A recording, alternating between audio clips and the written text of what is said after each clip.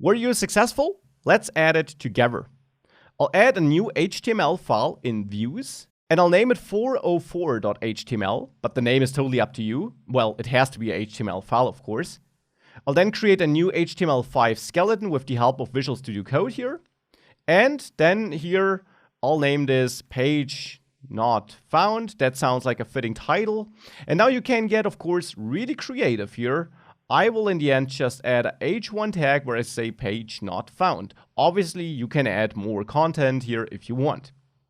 Now, I want to return this HTML file whenever we make it into this middleware.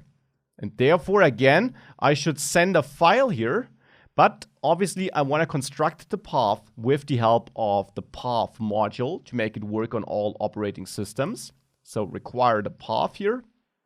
And then go down there, send, and don't send, but send a file. And that file will use a path with which we construct here with their name. And now here's a gotcha. We already are in the project folder here because we're in app.js.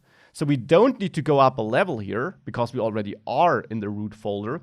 Instead here, we can go right away into the views folder and then serve the 404.html file like this.